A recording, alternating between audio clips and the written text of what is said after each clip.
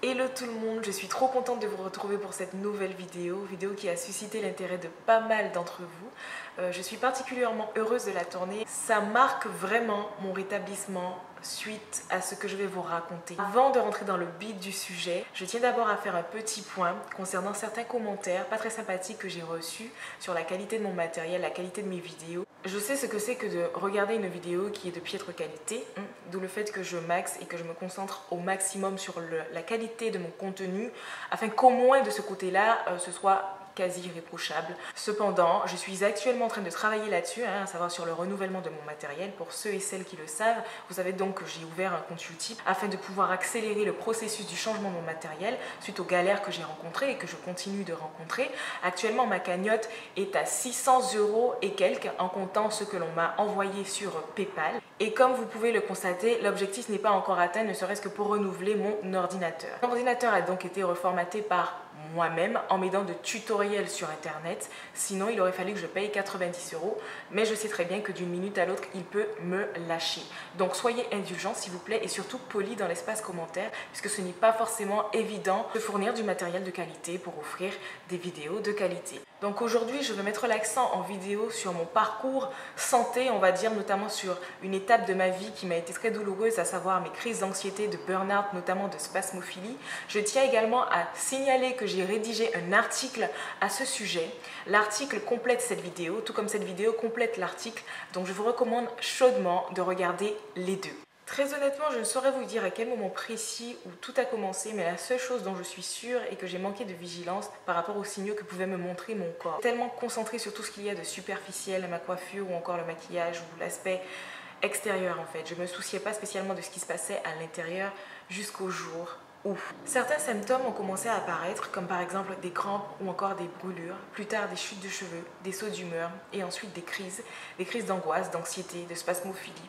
Et il est très difficile en fait de faire comprendre à son entourage ce que l'on traverse, puisque les gens ne comprennent pas ça. Ou même si parfois eux-mêmes traversent la même chose, mais ils ne se comprennent pas eux-mêmes et donc ne peuvent pas forcément nous être d'un bon secours. Et bien entendu, mon premier réflexe a été de consulter des médecins, plusieurs médecins même, afin d'avoir divers avis, effectuer des bilans généraux afin de savoir où est-ce que j'en étais, et notamment même consulter des naturopathes, des professionnels de santé un petit peu plus calés, étant donné qu'ils n'avaient rien résulté de positif après mes consultations médicales. Malgré quelques conseils professionnels, mes crises continuaient et certains symptômes même s'accentuaient. Mes nuits très souvent perturbées, mon cœur qui battait à des vitesses incroyables qui n'avaient jamais touché auparavant. Une peur que je saurais expliquer m'envahissait. Au bout d'un moment, j'ai commencé à broyer du noir. J'étais complètement perdue dans mes idées. Je n'étais plus du tout productive. Je ne savais même plus ce que je voulais dans la vie. Je me demandais carrément à quoi je servais sur cette terre, en fait. J'arrivais plus à m'organiser. J'arrivais plus à avoir les idées claires et précises. J'arrivais plus, en fait, à être heureuse et à ressentir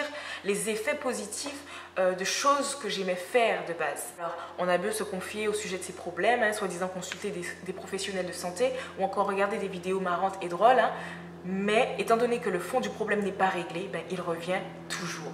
À force de prendre ce que les médecins me donnent et de ne constater aucun changement, je me suis vraiment fait violence et j'ai commencé à chercher un peu plus en profondeur. J'ai commencé à me renseigner plus spécifiquement sur mon cas. J'ai appris énormément de choses. Bon, je suis rentrée un petit peu plus en détail sur mon blog, mais là tout de suite, je vais surtout vous parler de ma routine santé que je me suis construite. De quelle façon, ce dont j'ai fait usage en tout cas, pour que moralement j'aille mieux, que mes crises n'existent plus et que mes nuits ne soient plus perturbées. Quand j'ai appris le rôle que jouaient certains minéraux sur notre état mental, comme par exemple le magnésium, je m'y suis vraiment consacrée à fond afin de savoir quel magnésium éventuellement prendre, à quelle dose, quelle quantité et qu'est-ce qui pourrait faire en tout cas que j'aille mieux. J'ai également cherché en tout cas à pallier aux carences qu'avaient révélées mes bilans et j'ai simplement commencé à associer mes supplémentations avec mes repas. J'ai donc commencé à cuisiner ayurvédique, à consommer des boissons ayurvédiques, des légumes ou encore des fruits. Et donc le matin au réveil, la première chose que je fais, c'est boire de l'eau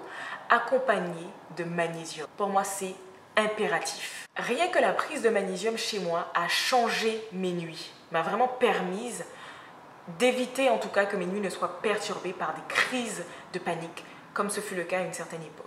J'ai clairement adapté le dosage en fonction de mes besoins et de mes problèmes. En petit déjeuner, je me fais soit une boisson énergisante à base de fruits que j'extrais à première pression à froid avec mon extracteur de jus. Ma boisson est composée de vitamine C que j'ajoute moi-même, donc de l'acide absorbique. Ça peut être sous forme de poudre ou parfois je peux la prendre sous forme de gélule également. Bon, je consomme 1000 mg au moins de vitamine C.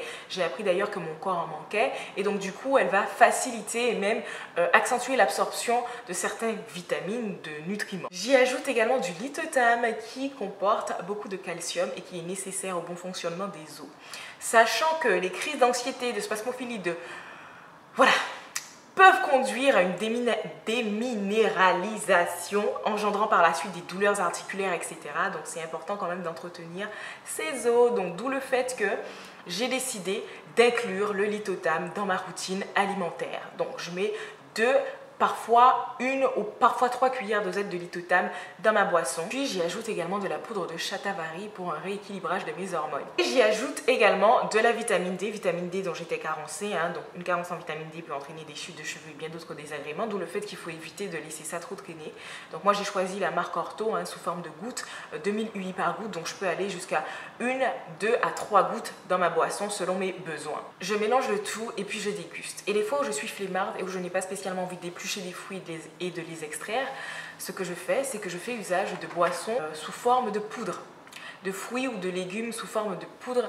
Celle que j'utilise en ce moment, c'est la marque Sunfood que j'ai découverte une fois de plus par le magasin Bio et Bien qui est situé au Lamentin.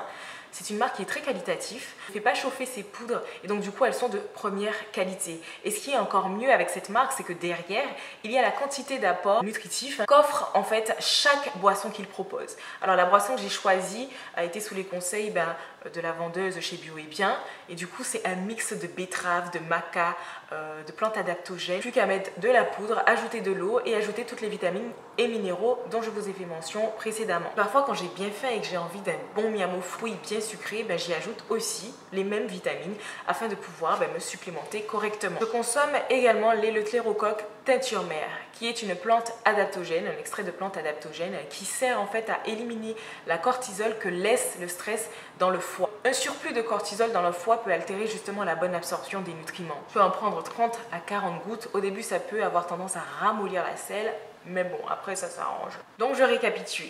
Vitamine C, magnésium, lithotam, vitamine D et notamment plantes adaptogènes. C'est le parfait combo en tout cas qui pour moi m'a aidé à surmonter cette mauvaise passe que j'ai eue.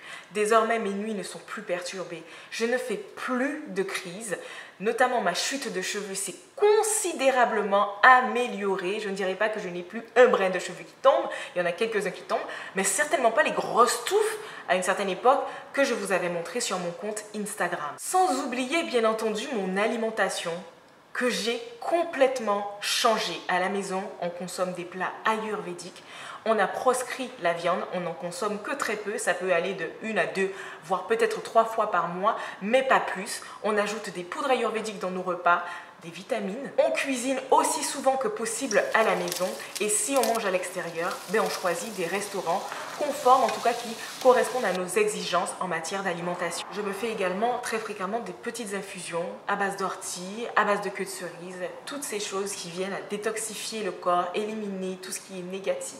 Et bien entendu, dès que je peux, je me fais quelques exercices, du pilates, des exercices de respiration que m'avait appris ma kiné.